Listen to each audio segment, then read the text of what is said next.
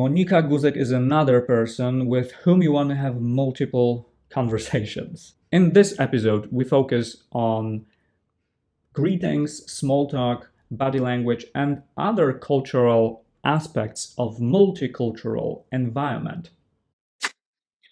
Hello, cheers, Monika. Tell us, why is it worth listening to you? I love this question. So why? Because I believe that I can provide some very, I would say, knowledgeable insights about intercultural communication and cooperation, which might change perspective how we see other people. Doesn't matter if it's in a business environment, when we go for holiday and so on, because a lot of time we perceive people through our own lenses. And we get angry that, oh, they don't like me, they behave in certain way, they are messing up, for example, my projects. But this is not that people would like to do something wrong. It's just much more that they follow their cultural codes. Okay, and can you summarize your intercultural, international, intercontinental even experience in your life, in private life, but also in business? Sure. So I would say that everything started when I was a little girl, and during my childhood, it was not that obvious to travel abroad. So maps and catalogs, going abroad, it was something like my passion to just look at this, and then I was like, one day I will conquer the world.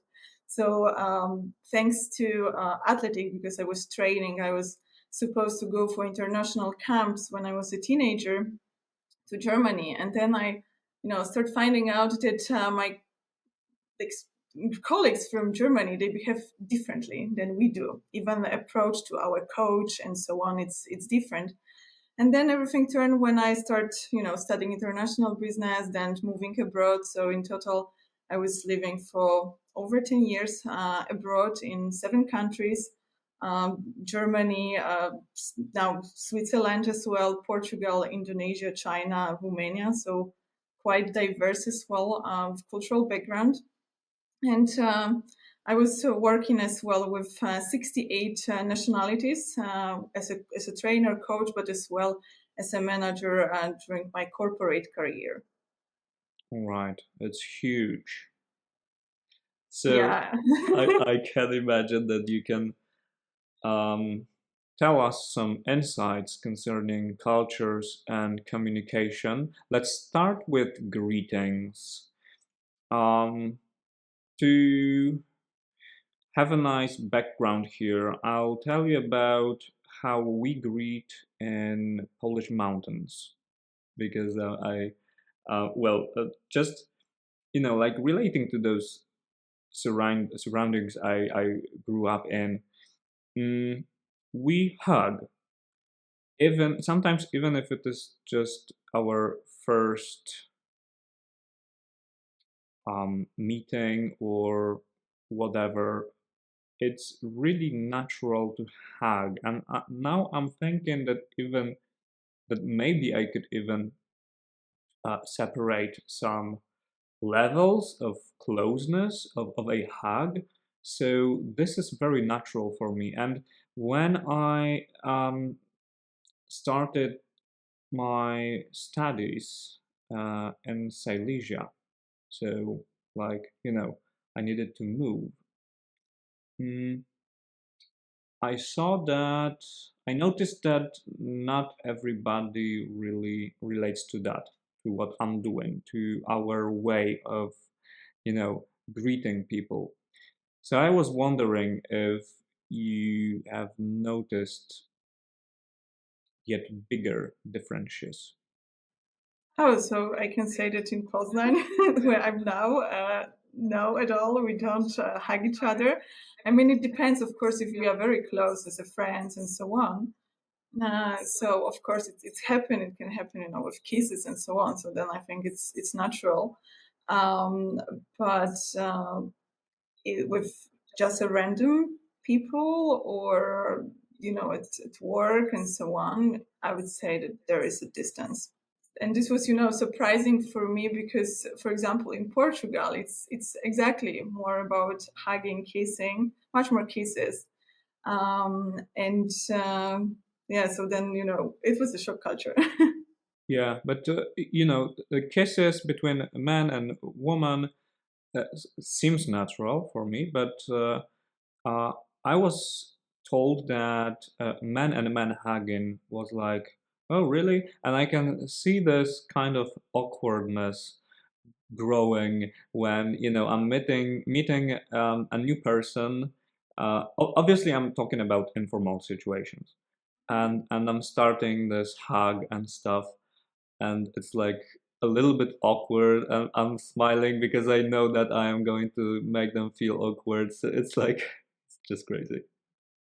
Yeah, because I believe that it's depending on which society it's perceived as normal, and this normal might be perceived differently in different cultures. So, for example, in Arab countries, it's normal that men are hugging or even can hold their hands while they walk in, and it means nothing in the sexual way, or their preferences. But just men are more together. But kisses or just being closer like men and women, which are not, let's say, married, this is, something what is not acceptable. Even for me, like a big shock was when in Italy, I saw that some employees they giving kisses to the chicks with their boss, which is exactly the gender was different, so men and female and women. So then was like, oh, there's any correlation. I don't know, they are dating or something like this because this is something which we might think in Poland, and they told me like, no, this is just normal greeting. It means nothing. So it's also important to remember that this exactly what it's normal or we are used to, it might have completely different connotation in different cultures. Yeah, exactly. I just remembered a situation in Morocco when my business partner was just. I know now that he tried to reassure me, reaffirm that everything's gonna be fine, and yeah, he just like took my hand and squeezed it, and he was like, "Yeah, it's gonna be all right. We got this, Matthew." And stuff, and I was like, "All right, mate, dude, come on, like, why are you holding my hand?" But it also felt very natural and nice. I don't know. Yeah, and we need to remember that some that's why this behaviors it's not sometimes to offend us. I remember situation of the companies where I was working, and my manager she went for an exhibition like to Dubai. And one man came to the stand and wanted to grab his hand and exactly shake like how we do. And he said like, I'm sorry, I can't touch you. She was a woman. She is still. So and and she was like shocked.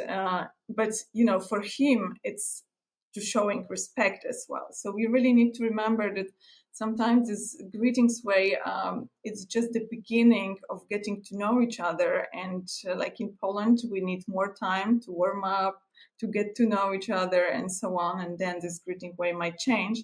And in different culture might be completely different. I as well remember my first connotations with the Spanish culture, and when I was introduced to some partners, everybody started exchanging kisses and so on. And just in the end, they asked me, "So, Monica, where are you coming from?" And I said, "Like Poland." And they said, "Like, I'm sorry." And then the hand appear, and they were like, it means something different in our culture. I was like, "Yeah, I know."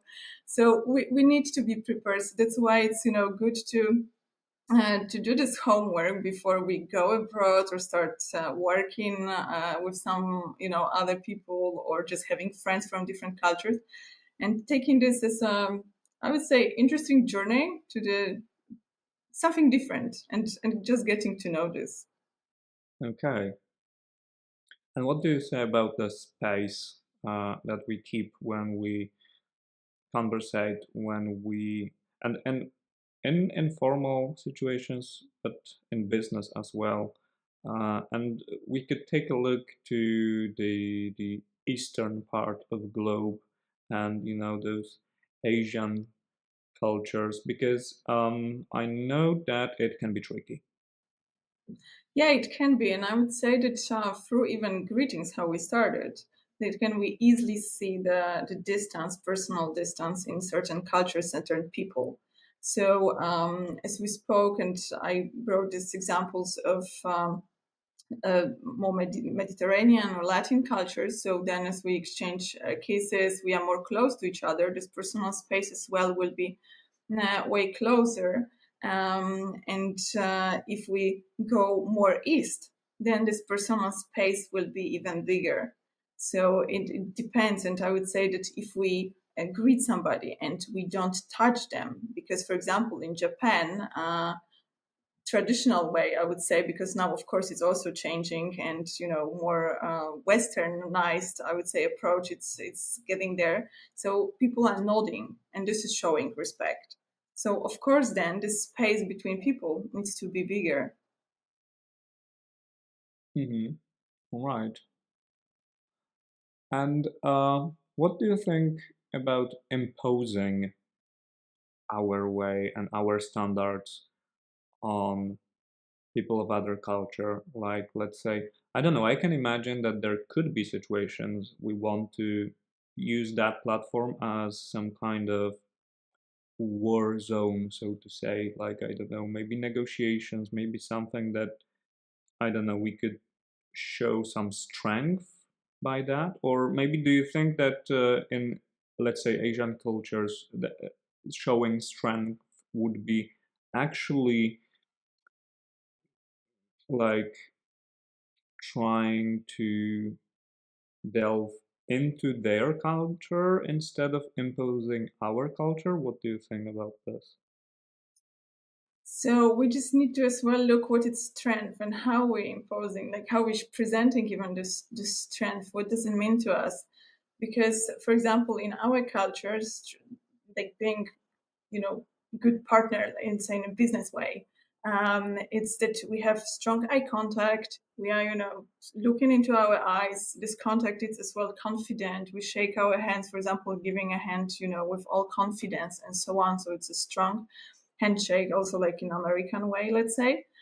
So if we look in at Asian cultures, this is exactly opposite. So showing respect to our partner, it's a lot of time avoiding eye contact. It's not showing this physical strength, but much more intellectual or strategical part, let's say, way. So it's much more observing, and they, then I would say having some conclusions. And even in their cultures, it's perceived that you speak less, so then more you can get to know about other people. And in our culture, it's a lot of time that we try to express a lot of things through our words. I remember, and it's even that we don't need to go, to Asia. I remember when I was with salespeople from the company where I worked in a presentation in Denmark, and my colleagues were presenting, our products and so on and so on. Everything was like in extremely, I would say, in rush to trying to show as much as we can, how good products we have and so on. And this meeting was successful, but after a presentation came to me one of the men who was present, like who was there, and he told me, I will tell you something. So he was, I think, Italian, but working in Denmark, and he said, like, I will tell you this because I know your culture. I mean, like what he meant. I mean, a little bit, because my wife is Czech, so of course cultures are different, but some aspects you are very similar in. And he said, like, yeah, you have this approach of trying to present as much as you can. And it's true. My colleague was sweat, like when he was presenting everything, and so on. And he said, people feel stressed then. Sometimes when you just do less, then you can gain more, because you have the time to create this personal, I would say, attachment, even, that we can get to know each other on a personal level, and not only, of like, look what I have. And I believe that it's true, because when I was working in Indonesia, So for the first 2 weeks, I had to go to each client with person from my company, and I was just introduced. So for 2 weeks, I was just drinking teas and coffees, and just saying, hey, I'm Monika, I'm from Poland, I will be new marketing manager, and so on. That's it. Imagine changing your job every month. Yes, would be nice. Okay. So even this can be like this area where it's easy just to commit a mistake, stupid mistake. Have you committed any mistakes with greetings and yeah? I would say that, yeah, a lot of time, and what I would like as well, that those of you who are listening us, that you are not afraid of these mistakes, because we as a humans, we will always make mistakes, and this is natural, especially when we are in a new environment. The most funny for me mistake, like personally, was exactly when I returned to Poland from Portugal. And in a shopping mall, I met my ex-boss. And the first thing, guess what I wanted to do when I saw him? Run? No, just kiss him. And then, he froze and he moved. He was like, hi, Monica. And I was like, damn it, it's not this culture. So I would say that, we need to remember that we can also make these mistakes when we return to our country, because we start liking this new approach even more. But of course, when, first time I was in Portugal, in Spain, because I was also responsible for these markets, for me it was difficult. After 2 weeks, I felt extremely overwhelmed with all these kisses, hugs, and so on. So then I was telling people like, hey, I'm not used to this, in my culture, we greet each other differently. So, sometimes I might be perceived as cold one. So I don't want that you look at me and it's, it's something wrong with me. It's just that I'm not used to simply. Yeah, it can be problematic sometimes because of the situation, because of the I don't know location. Like yeah, even if in those informal situations in my life when I join my friends at some apartment and there are so many people all around the sofa and there is this table and no space at all, and you try and hug everybody, and you come with two of your friends and there are like 15 or 20 people trying to hug, and it's like 20 minutes for for the whole thing to bring to an end. So yeah, it can be tricky. What about how are you? Because I know that there are some diverse reactions on this question. So what's your take? Yes, maybe I will ask you. So, what we should answer in the English way? Yeah, like theoretically, you just say "I'm fine, thank you," and whatever. It's like the small talk of small talk, I guess. Exactly. And in Poland, in Poland, we perceive this like, translating directly to it's like "co u ciebie, jak się masz?" Yeah. And then we translate this with like, oh, we really want to share how we are. Yeah. And a lot of time when I'm working with, culturally diverse teams, this is one of the main problems, I would say, because even if we know, for example, from Polish perspective, even if we know that in certain countries or in English, we just answer like, yeah, fine, thanks, that's it. We have this inner need to share. And a lot of time I hear like, hey, why they ask me even if they don't care? So we need to understand that we translate, the sentences to "How are you?" but they have different meaning. And of course, I made a lot of mistakes with this as well. Even I think it was last year I joined a meeting, and it was like a group of British, very international one, and then I was moving from one place to another, and my colleague asked me, "So, how are you?" And I said like, "Oh, fine." And then I start telling, and then he changed. He asked somebody else, and I was like, "Damn it, this was not the question." So I would say that we need to be mindful that this question doesn't mean, how we are really, how really we are. And as well, a lot of time what is happening. So in Poland, we love to complain. So we don't answer yes, like, oh, good, right? We just really say how we are. So we share, that it's a lot of task to do, the weather, it's not nice, and so on and so on. And in our culture, it has certain, I would say, value that we share as well, what is not going well and what is going well. But not everybody perceives this like, I really want to hear about all of these things. Yeah, it can be tough when you translate your habits from English situations to, let's say, Polish situations. And I'm sometimes like, I'm actually asking, yeah, so how are you? And I don't give a damn, and I'm just like, greeting other people and starting, yeah, like asking similar questions, but not really thinking about getting any response to that. So this can be tricky when at this point everybody starts to share that their back hurts or someone died or I don't know, Yeah. they had a bad morning. And I would say that something what we touch now, it's like how we understand certain words. This is the biggest, I would say, challenge in intercultural communication. And we even don't need to go far away. Even in our own culture, we perceived certain words in different ways. So this is important as well to clarify. And I like to as well give examples. For example,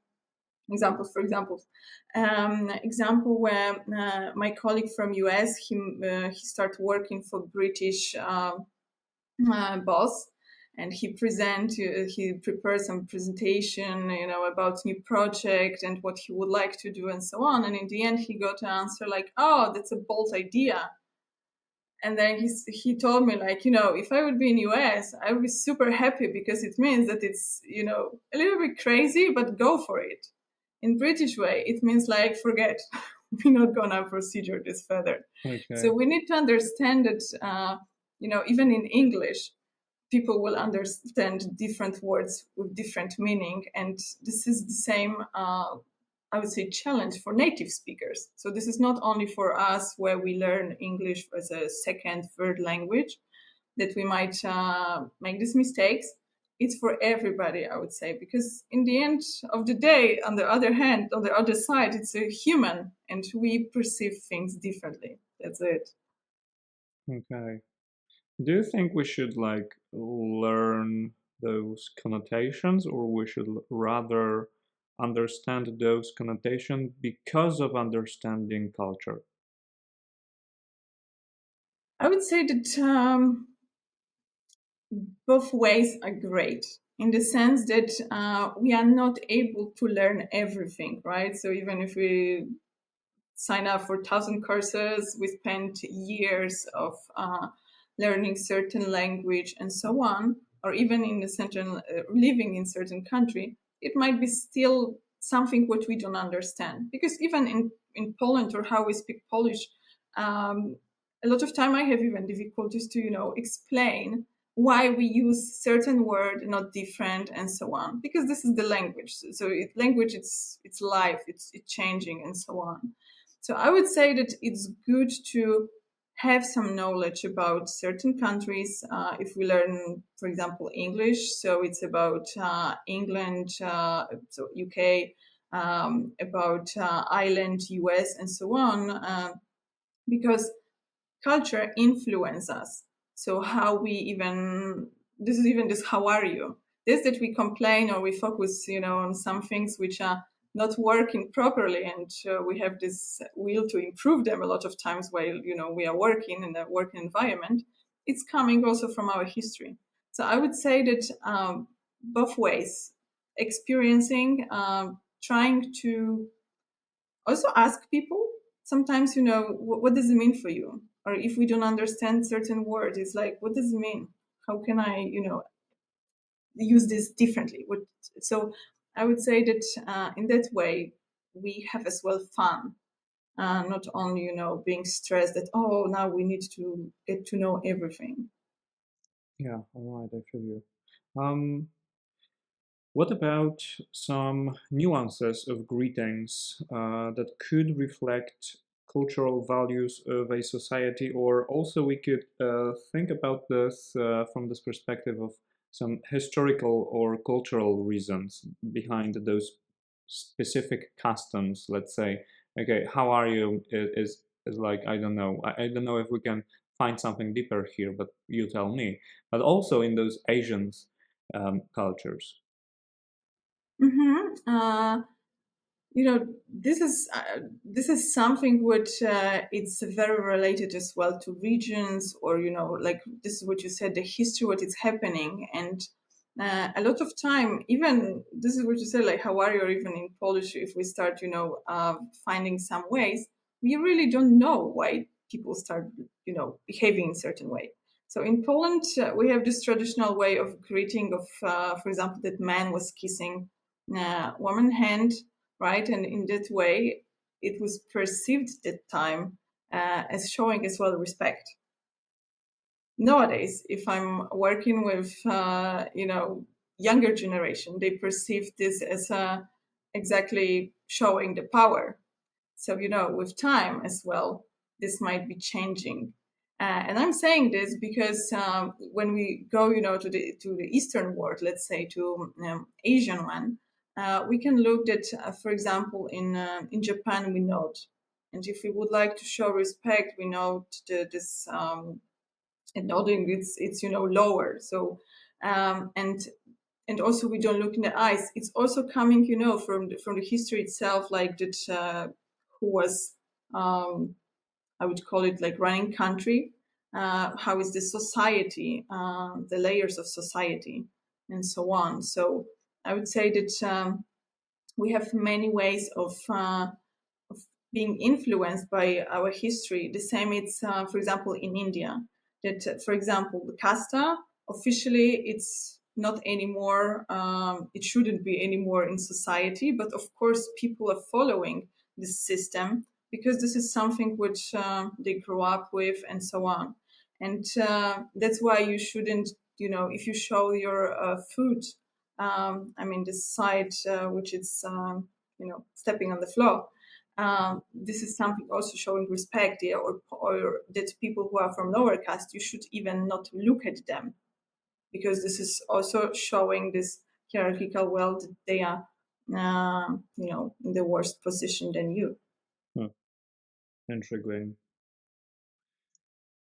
And what could be the greeting cues that can indicate that we understand given culture? So let's say I am doing business with, let's say, Japanese or whatever, and I want to state from the very beginning that I do understand them and I respect them. I respect their culture, and I know this and that.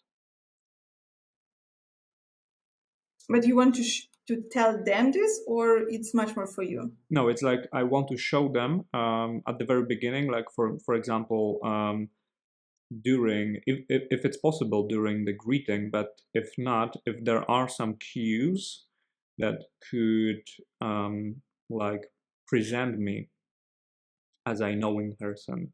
So are there things like that, and in which cultures?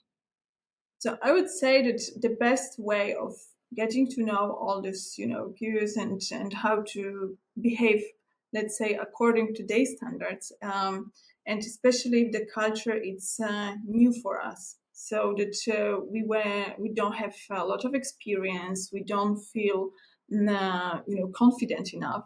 It's always to have a support from the person who is coming from this culture, and that's why a lot of people, companies, and so on, that when they would like to cooperate with Japan, with Korea, China, and so on, they hire somebody from the cultures, because this is impossible for us from being as outsiders, to get to know all of these rules and see what is really going on and so on. So that's why this is the best solution, and many companies are doing this. So this I would say kind of it's a great rule. Why? Because they are very ceremonial and hierarchical societies. So who is where sitting, with who you greet first, and so on. Everything matters. But if we would like to even show that we do our homework and we learn a little bit, it's just to show this approach, even like I said before, nodding or knowing that that strong eye contact, it's not perceived well, or also that if they say yes, sometimes it might mean no. So we need to really see the context, and we can't push for them to say like, yes, I agree, for example, for your offer. It's much more that we need to see how this is going on. That meetings, like before we, for example, sign up a contract, it's not just one meeting. It might take longer because they also need to get to know us and who we are, what we are doing, and so on. It's not Western way of I like your product, sell it. Of course, it might happen because world is changing, but we need to be aware of these things. So.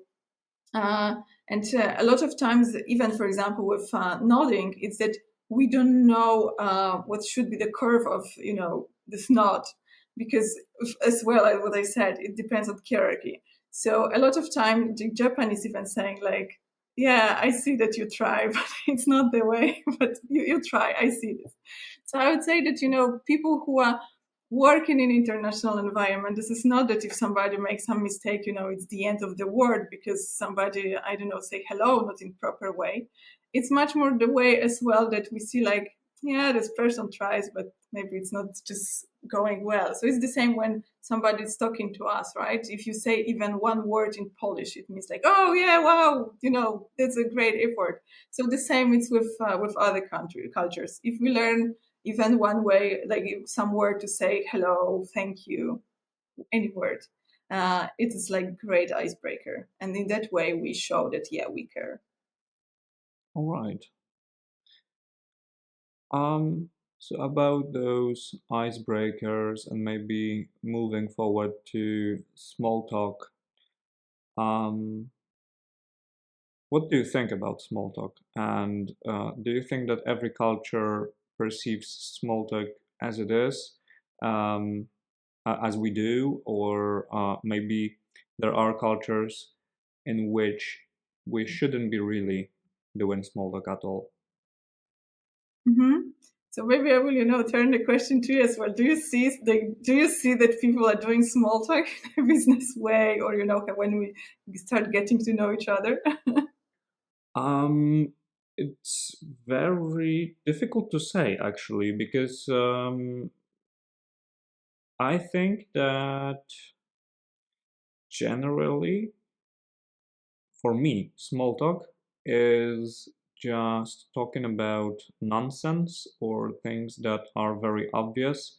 And I mean, I meet my friends and we very often talk about weather, for example. And for me, this is small talk, even though we know each other quite well. So, from the perspective of, I don't know, this kind of schema or whatever, uh, we shouldn't be doing small talk at all because we already know each other really well. So I don't know. I'm a very wrong person to answer that question because I perceive everything. I feel like I perceive everything differently, and yeah. So yeah, hard question. Yeah, it's always hard question. That's why I also like thank you for sharing. And this is exactly what is happening in our culture. We are not used to that much to small talk. It's this is what you said. It's the weather. It's just exchanging some information, let's say. But we really don't know how to do small talk. It's like we are uncomfortable, to go for some conference and they start getting to know new people and just asking, oh, how do you like this event? What's the weather? We don't like it. Yeah, and for me, it's still, I would call it like ongoing process. And it depends, who is around me. I remember one business meeting in Polish a few years ago when our partners they arrived from Warsaw to Zielona Góra. Small talk was, like, oh, how was the trip and so on. 2 minutes, and we were saying like, okay, come on, stop with this, small talk. Like, let's get down to business, because this is our natural way most of the time, just to really talk about things which we meet for. Let's say, of course, with friends it will be a little bit different because we would just like to exchange how we are, not how it's really the weather, or maybe how weather influences us. But small talk is very important in many countries.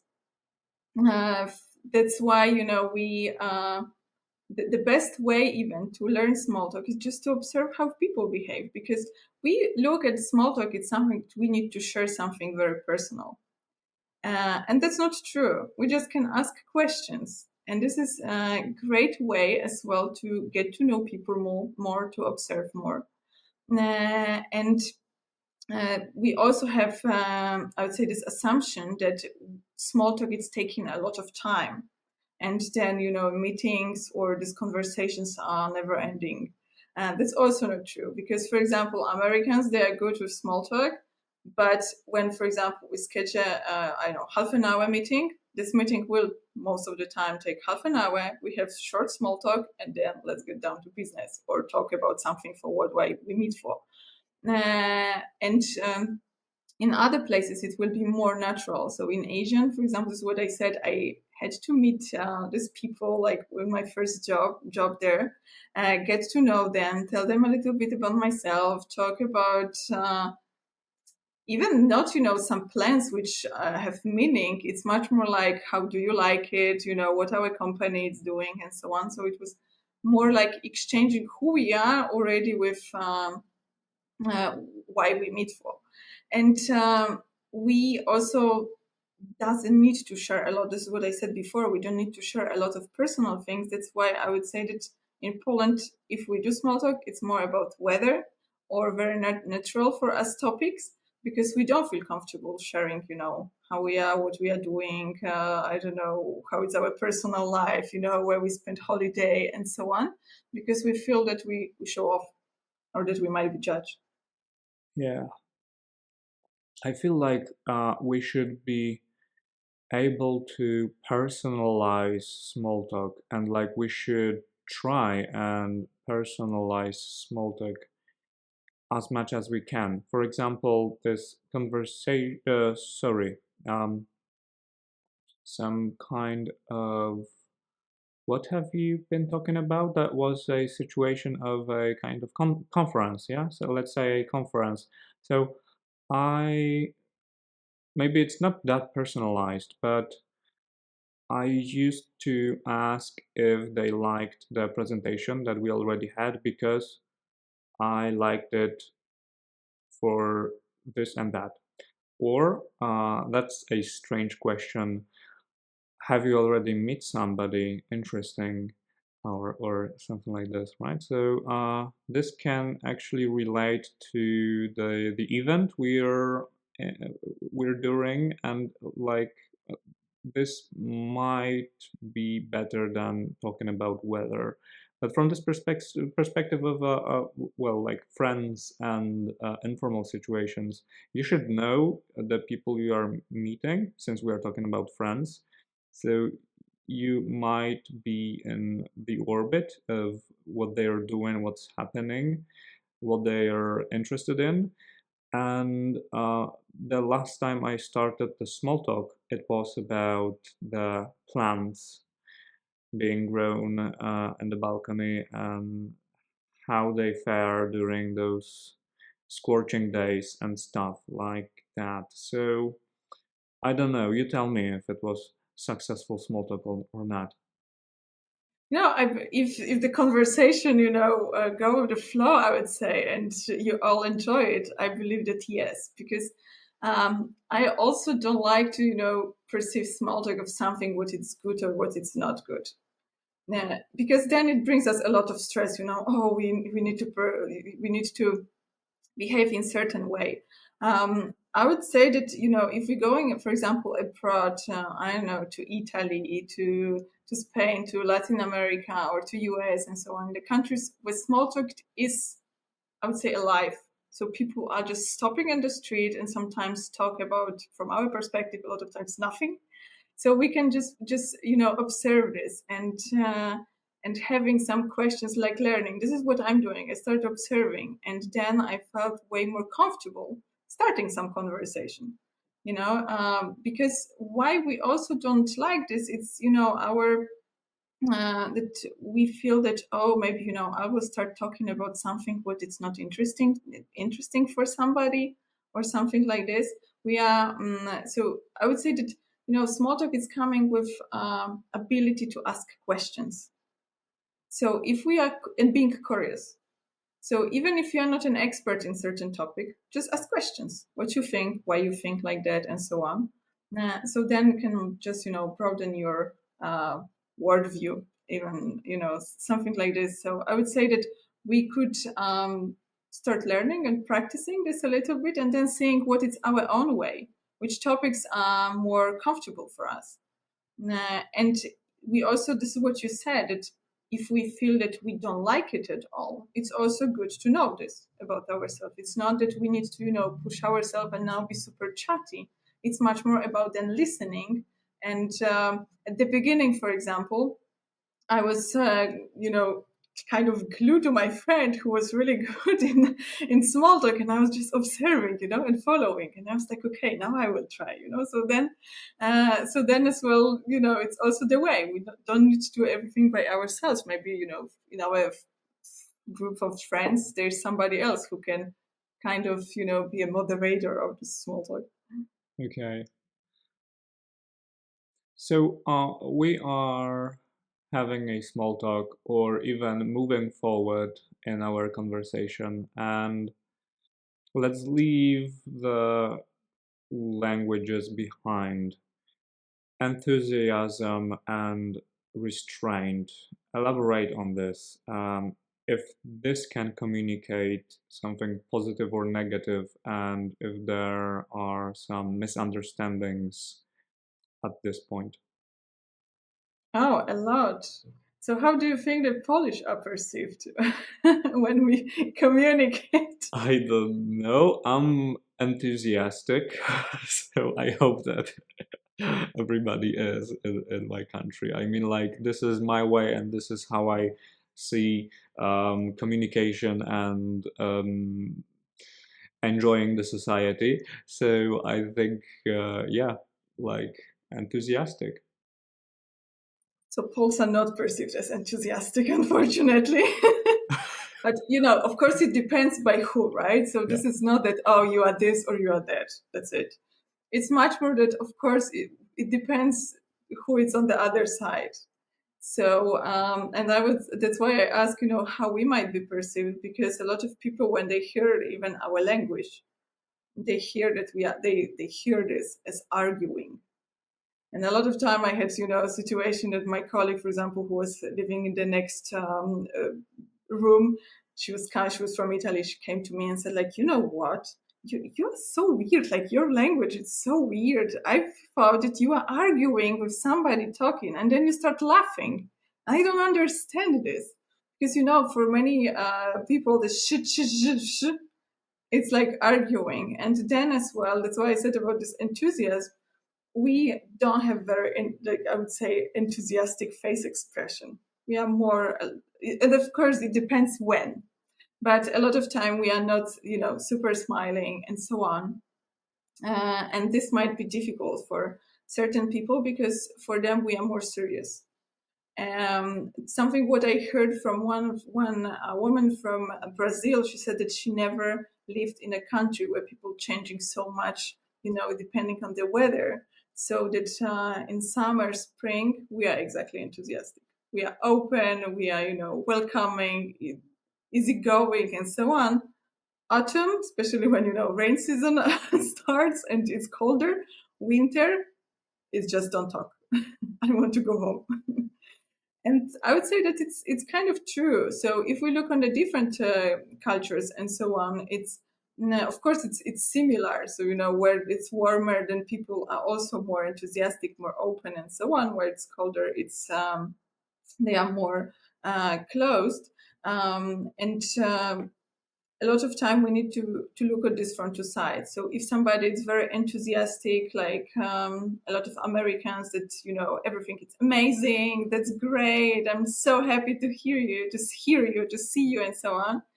Other person who is more reserved with expressing emotions might think like, are they okay? Why are they saying this, right? And on the other hand, the other person who is very expressive and needing this might look at the other person like, oh, they are reserved, they don't like me. In interculturality, we call this concept of peach and coconuts. So, and again, what I said, it's not that one is better than other, it's just that we differ. So we also need to see who is on the other side and what is our own style. That's why I'm also, bringing a lot of examples how Polish are perceived, because we are a very diverse society. We have a lot of influence. This is what you asked before. And we have a lot of influence, of course, by our history, Germany, Russia, and so on.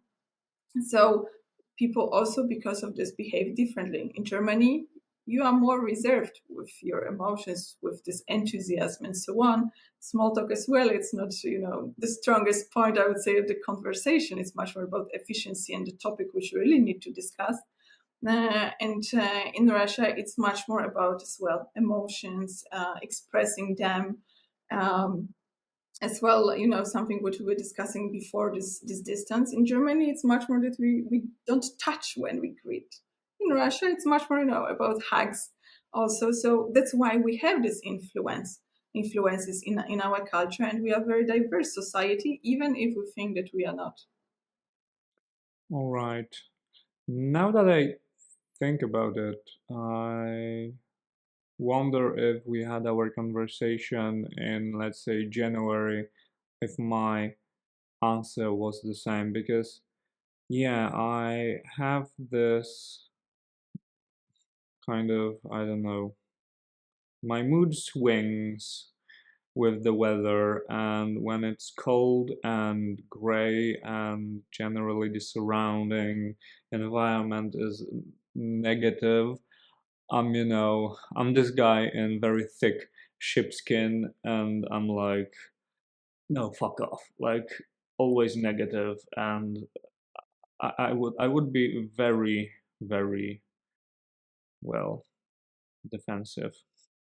So I see this by like even how I behave. So like yesterday I was in Croatia, I was sunny and so on, and through all week I was like, oh, I'm the happiest person, chatting with strangers and so on. And then I arrived to Poland, and I was welcomed by 16 degrees rain and so on. And I was thinking like, oh my god, I don't want to talk even to anybody. Like I just want to catch the Uber and go home. It's like, don't talk to me. So I believe that I see this when I'm changing countries, and so on. So I see huge influence on weather on me. So I believe that, of course, I don't have studies next to me on this, but there are, we can call cultures also depending on the climates and so on, which are warmer and which yeah, are and not. I thought that it's meteopathic, so that I'm meteopathic, but that's a nice angle that it could be just cultural, so I could get rid of it easily then, if it's not the medical condition. Yeah, and you know what? It's interesting. I also like pop up one example to my mind. That once I spoke with one manager, and she was she was responsible for some cooperation with Starbucks in Poland.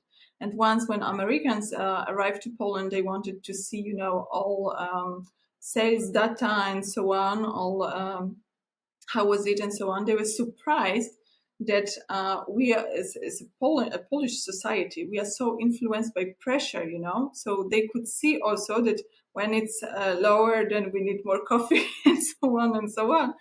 and they couldn't believe this. And then when she showed them as well, all this data together, in which days or times of the year we are more influenced by this, then they were like, oh, really? Because in their country, for example, this is not that obvious, let's say. All right. So there are studies.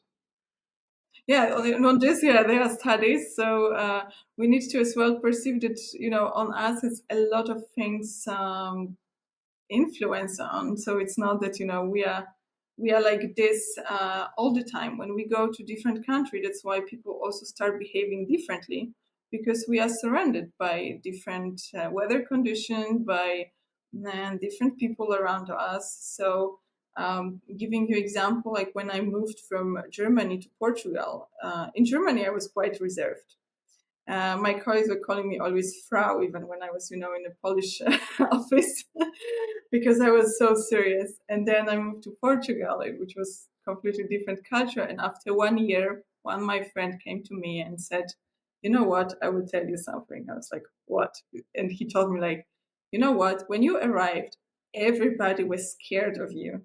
You were so cold, like so serious. But now you're one of us." And so, I believe that this also can happen, and that's why we also need to be aware that we are shifting, and this is not that we will have one constant way of behaving, speaking, and so on for all our life. Also, our experience, it's bringing these changes, even if we are not conscious about them. Yeah, all right.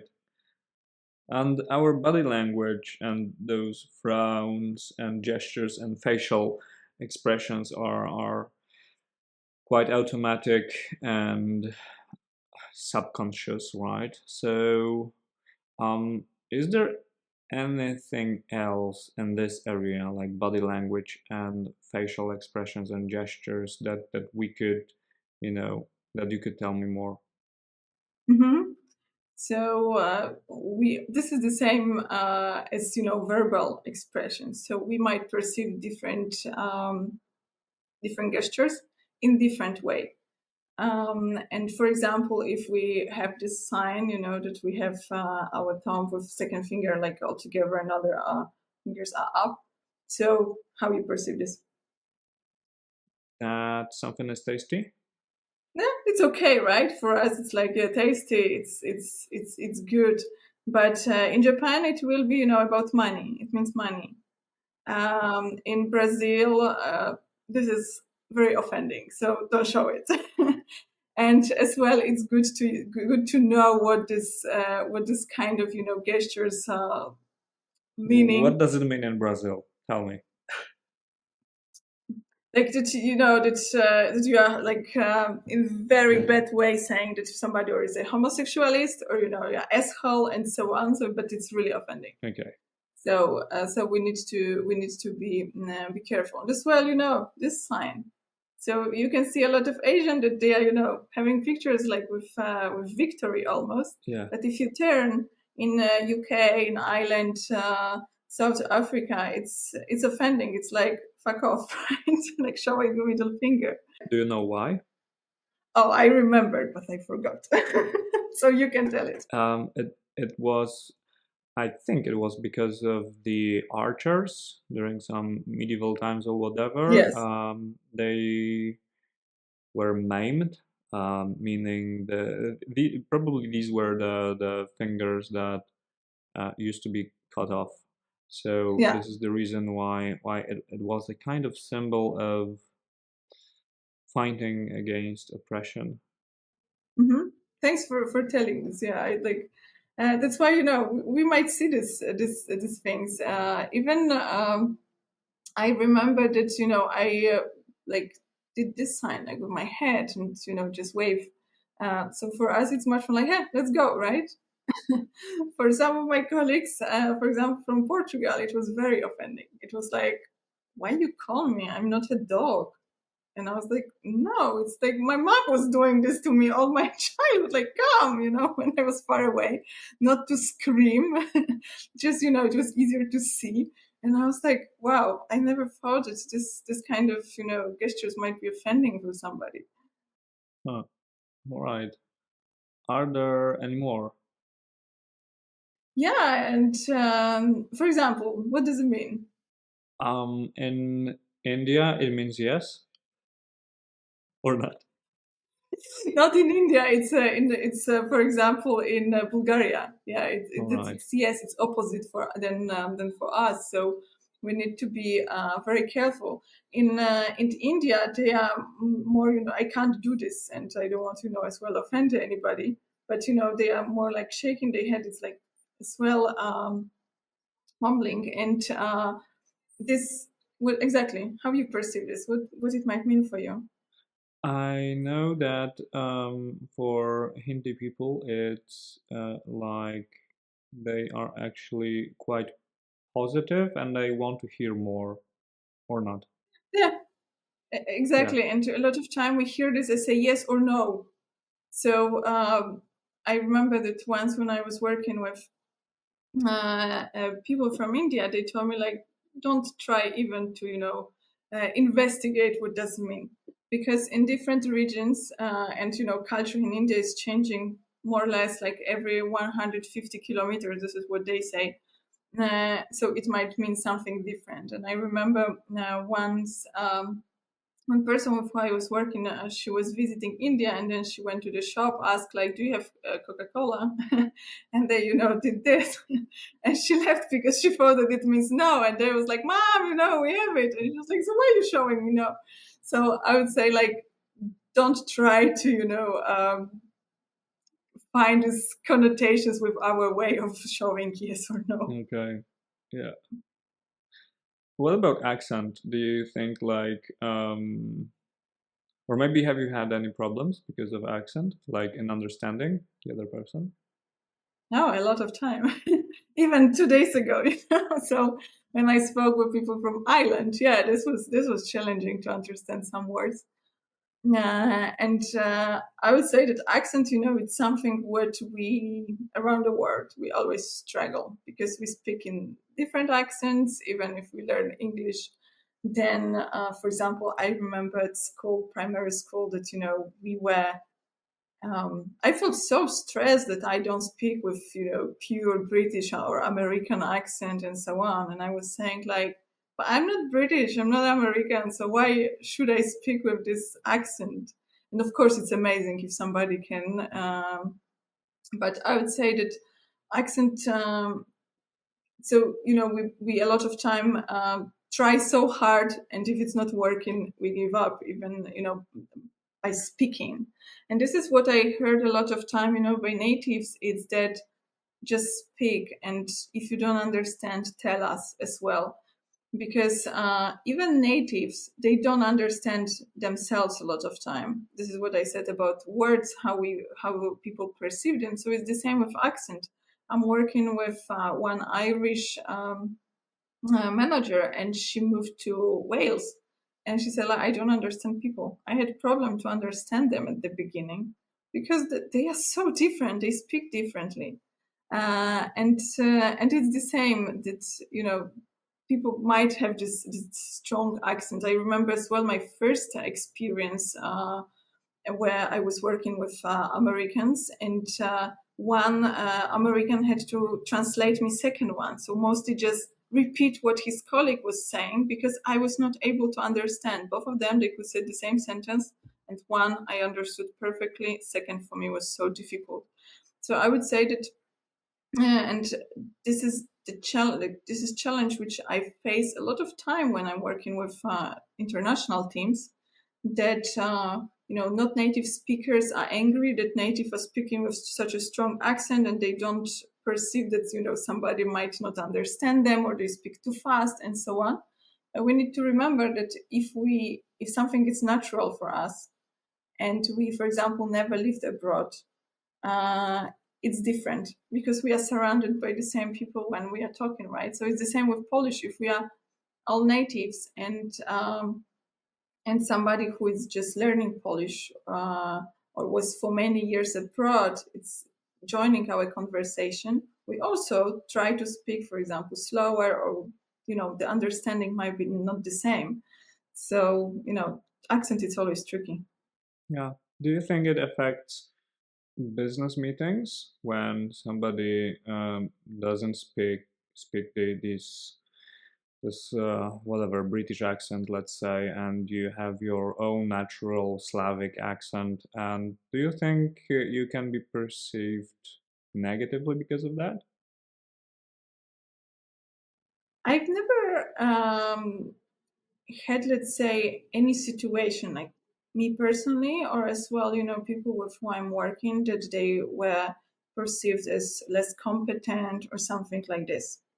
However, a lot of situation when we know, so I'm talking now about not native speakers, that we, a lot of, especially from Poland, if we know that we don't have this, perfect accent, which we dream of, and they told us at school, primary school, we should have, we are afraid to talk. And so I would say that not our accent is really a problem. It's the problem that then we are afraid to speak up at the meetings. Uh, and um, and I, a lot of time I heard as well that and it's for example about, you spoke about India, so they speak English. This is also the native, like, let's say, native language, but they have very strong accent, which is difficult to understand for many people. And we just need to ask them, to repeat or try to as well understand, slowing down. That's why if we, for example, have some difficulty to understand somebody, we can always agree that then we have a, I don't know, email or something, some note after the meeting, because then it's way easier. But we need to be prepared that it's not about perceiving that somebody it's not professional. I would say that it's much more how this cooperation might look like to be comfortable for both sides. Yeah. So from our perspective at PLA school, we teach languages a little bit differently to the whole traditional system, and we also understand the difference between the accent and so-called phonetic correctness. So as long as you are correct, because obviously there are different accents, like American, you mentioned, like Hindu, British, right? And we have British, we have Australian, right? So there are different accents, and they are correct. So also we have this Slavic accent, which is very natural for us. And there is this French accent in English, excuse me. There is French accent in English language, which is very natural for them, for French people. Yeah. So we should understand that we do not really have to try and behave and have this style of communicating in English, which refers to Great Britain. We can just stay natural, especially keeping that in mind that actually we as our body, we let's say we can absorb all the information from our environment and like react to that in our youngest age. So I know for a fact that, for example, in Chinese, there are sounds that if you are not familiar with as a child, you won't be able to produce afterwards because everything here, our mouth and whatever, it's already created.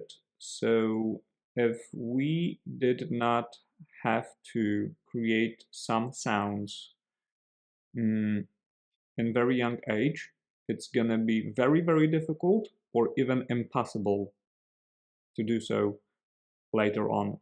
So we need to understand that since we've been using Polish, a Slavic language, which is more, I'd say, open, when we look at our mouth, we tend to be like stronger here with the sounds that we produce.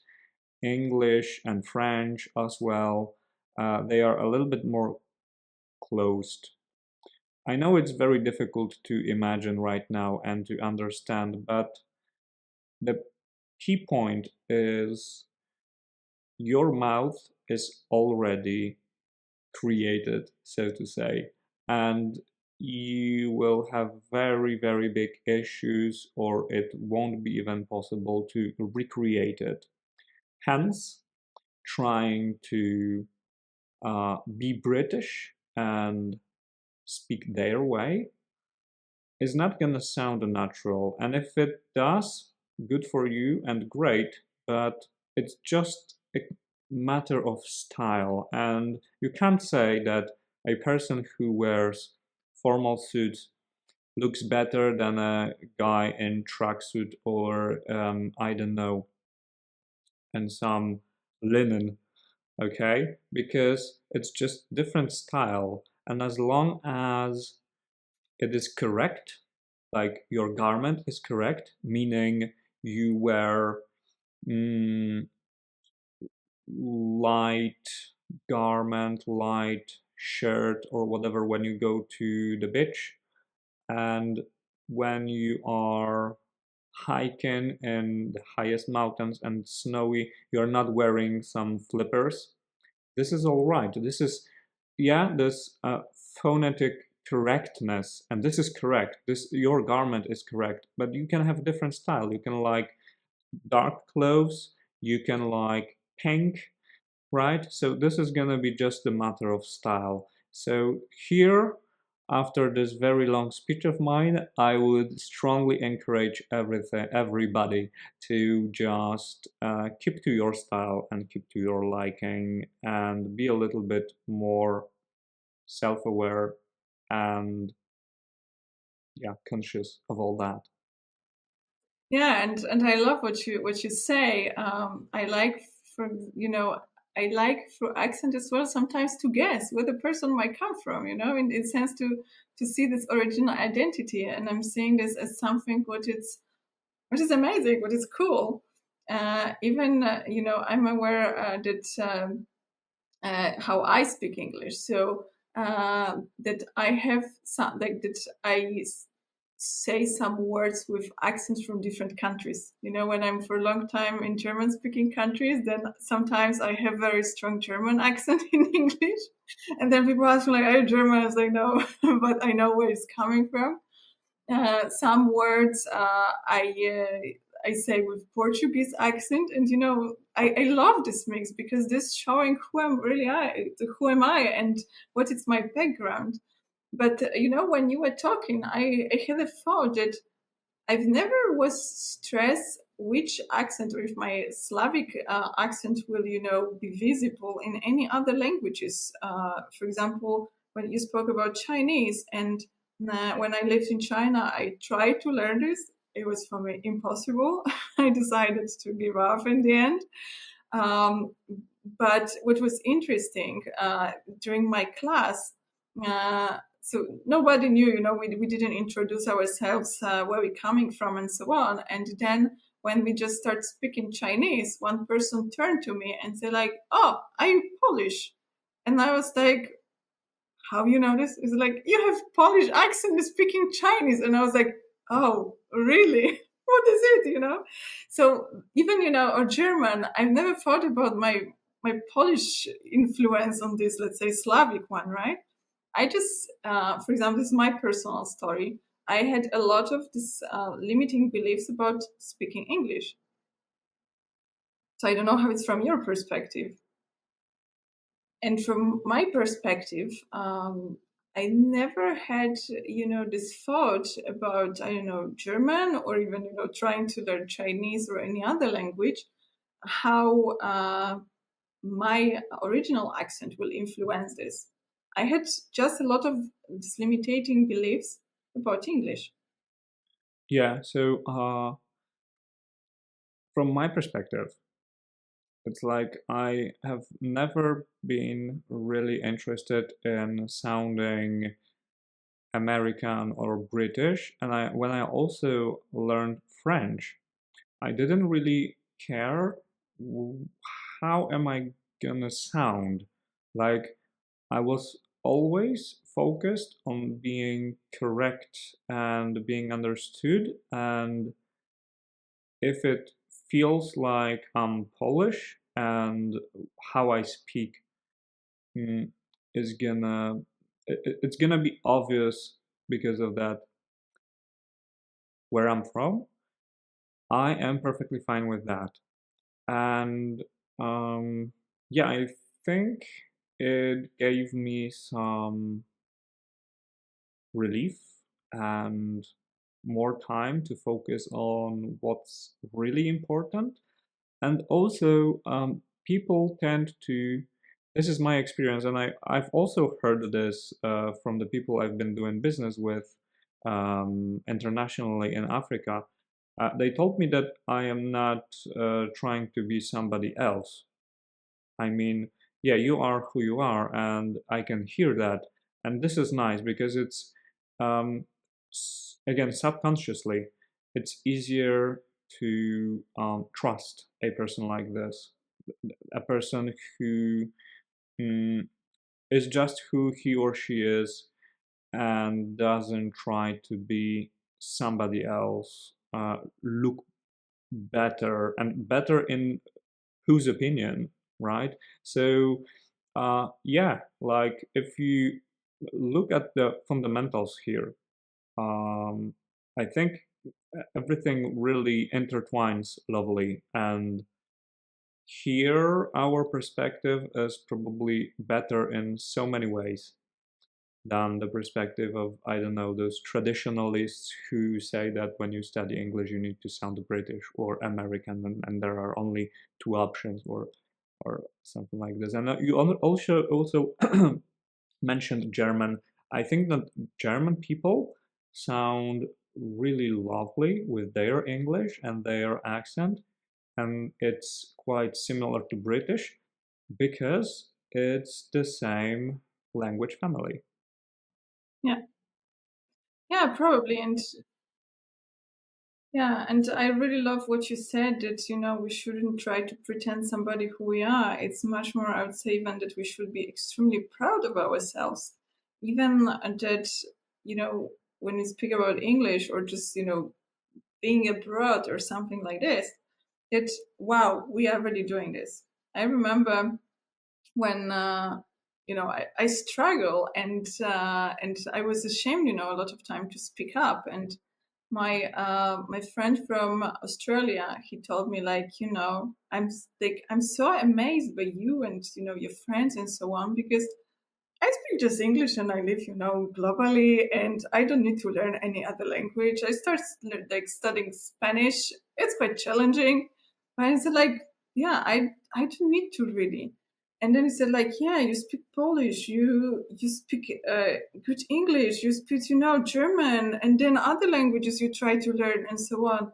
And then I was like, yeah, that's true. This is what we should be proud of. That most of same your clients and people who are listening us that wow, you can understand easily or speak language, even not perfectly, but which is not your native one. And we need to as well remember that we're not growing up in a society where we had a lot of English movies, cartoons, and so on. So it was different timing. So I'm 100% sure that, for example, now when kids are growing up, it's also different because more time they spend abroad with families, or it's easy access to English movies and so on. If we want to, also be able to listen this.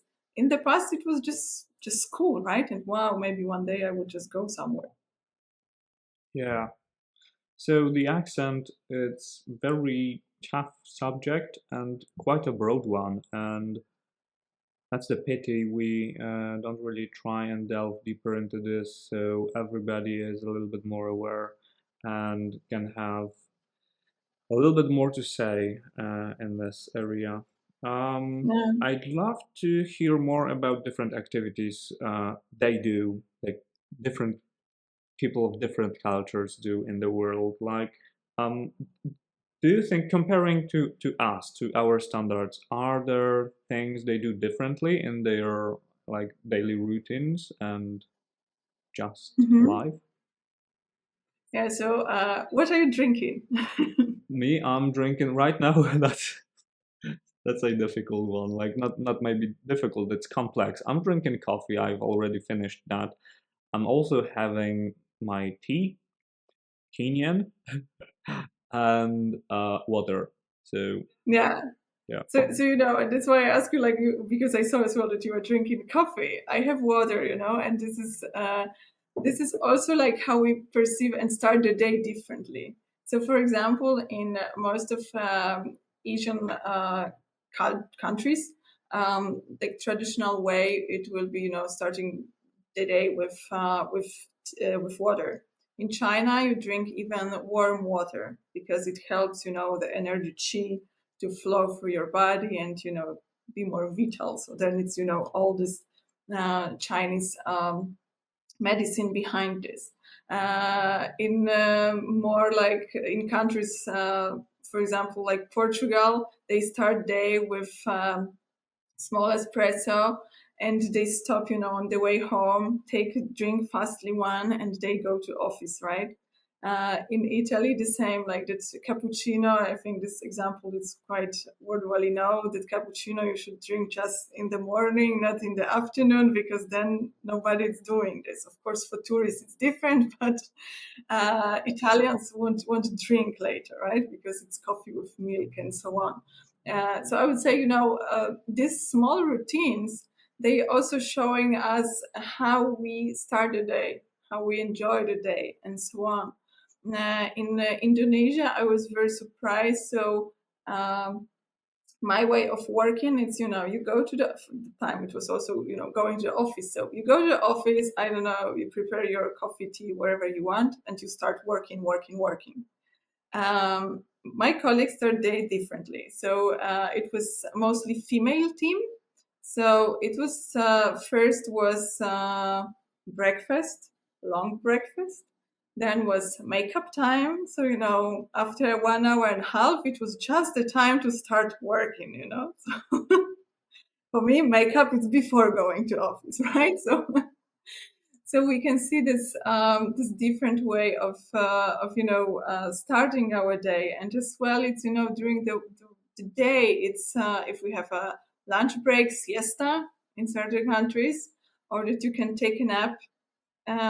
For me, it was extremely interesting as well. In China, I studied there, so everybody had pillows with them.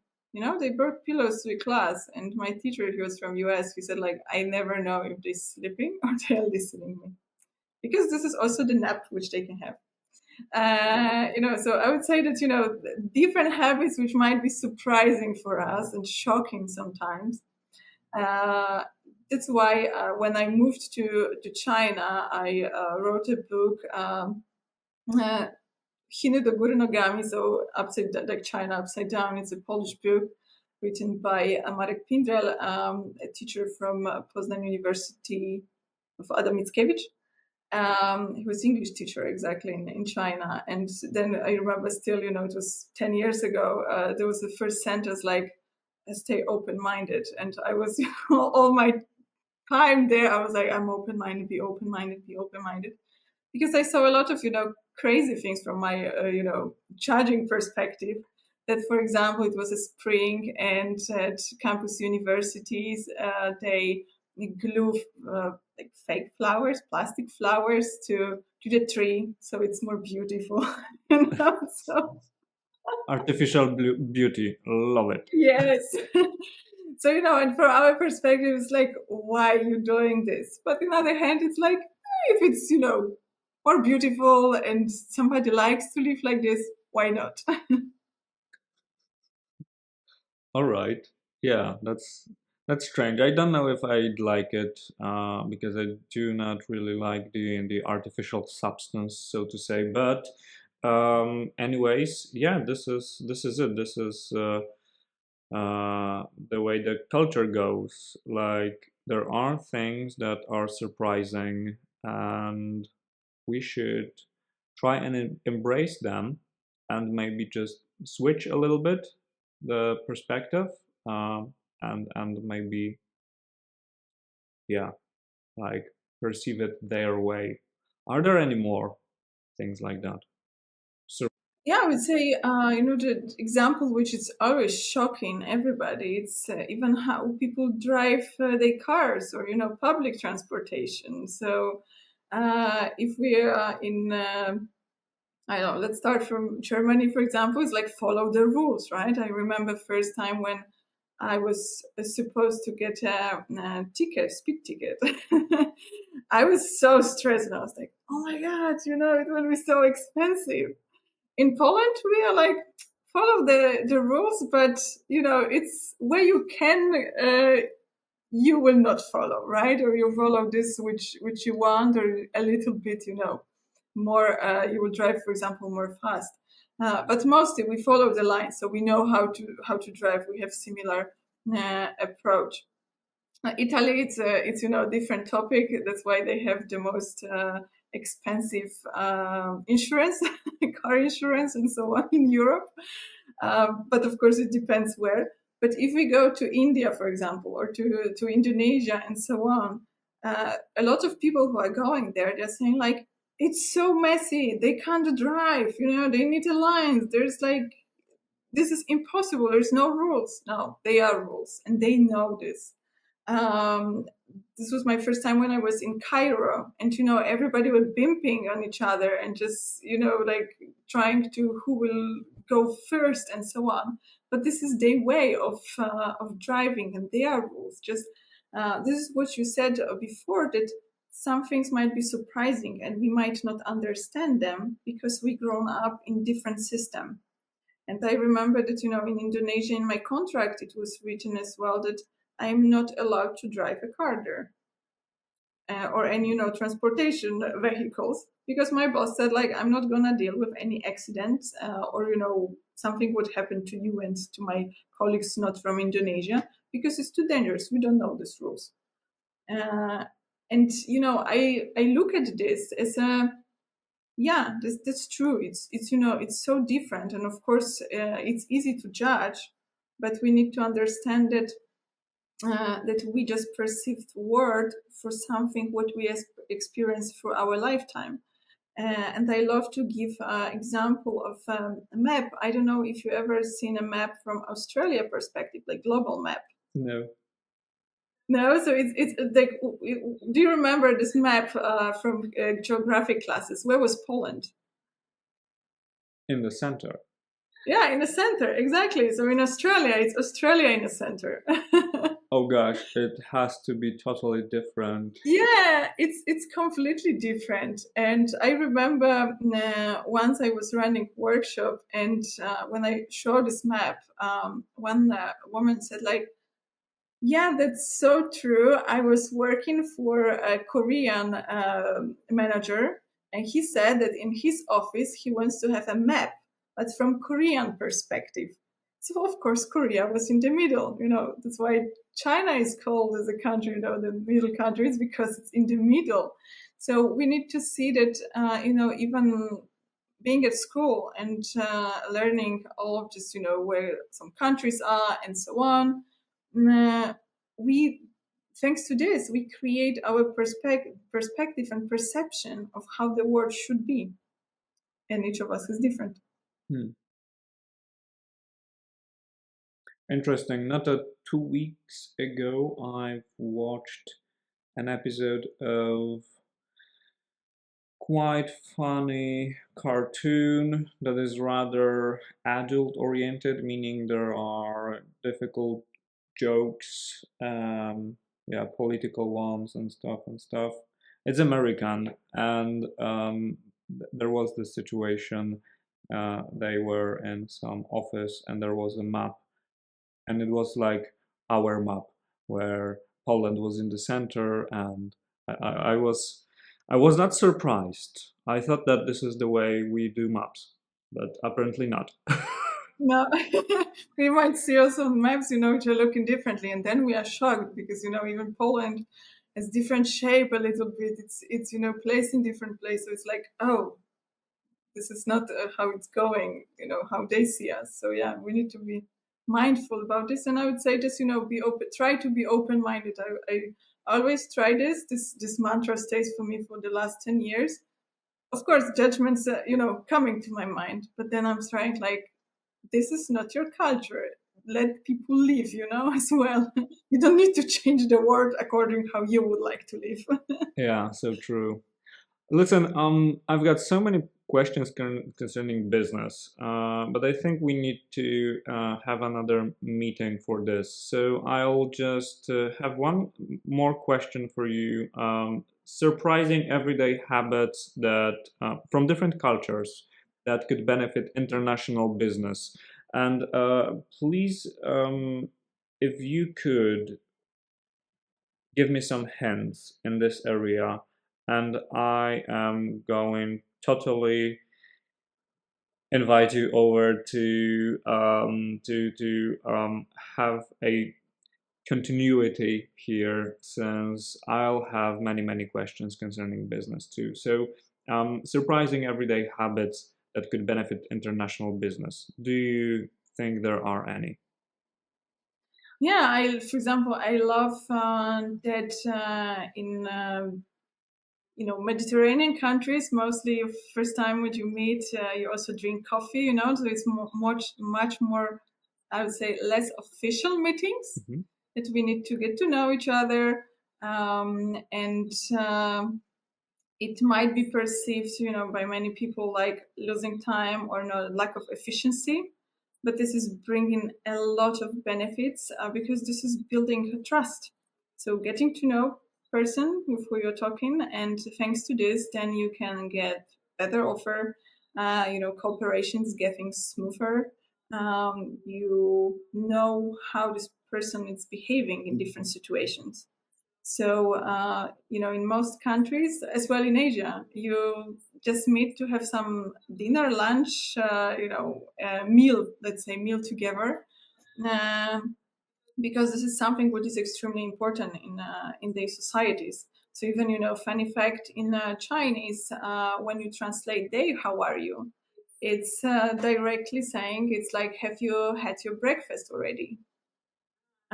Because the meal is so important, so it means that I care of you, like, are you Okay. hungry?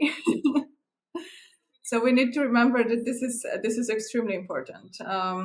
Other thing I would say that we need to remember that some cultures bringing gifts, it's must have, and in others might be perceived not well.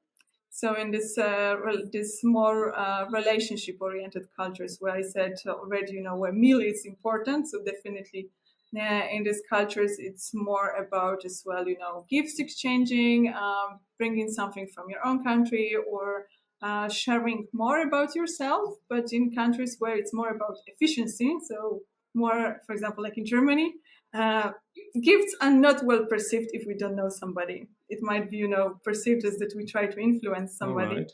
And I remember I was working with one team, and one person said like, yeah, I try to explain this to my manager, and she always, buy some chocolates and so on, and then ask me to give it, and I'm like, no. And it's like, So fuck off! Are you going to bribe me with this bottle of vodka? exactly.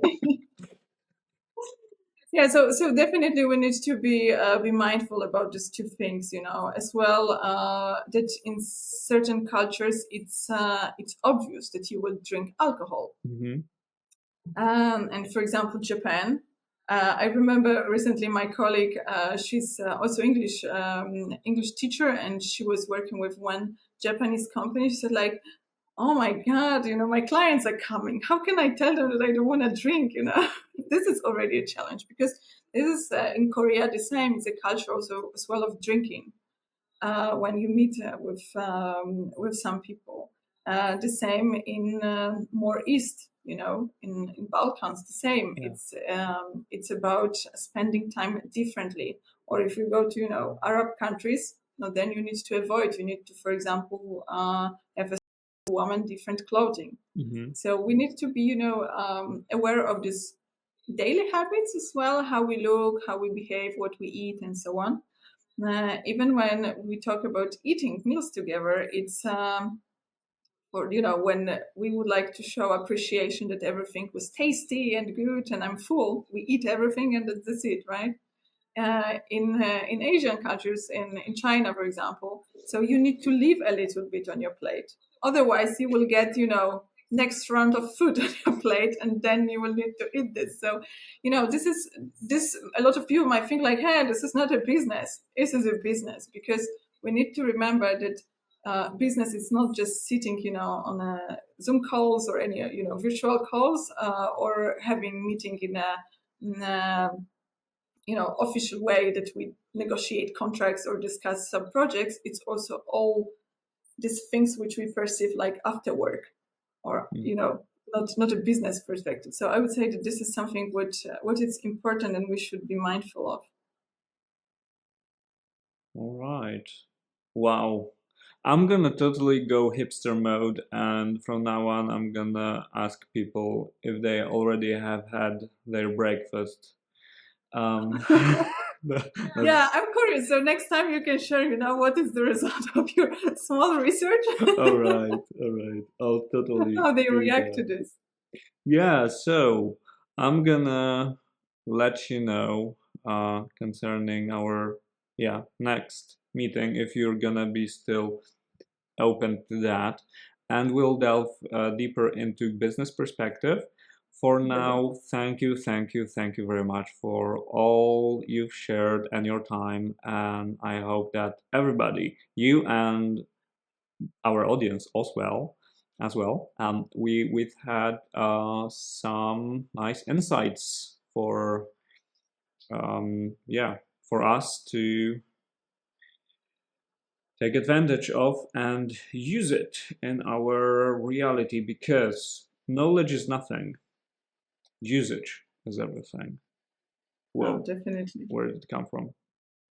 Yeah, so I really love what you said, and as well, like I would love that everybody remember that just staying curious and sometimes challenge people. It's always great, and don't be afraid to make any mistakes. It's part of the game. That's it. Epic. Yeah. Thank you so much. Until next time then. Cheers. Cheers. See you.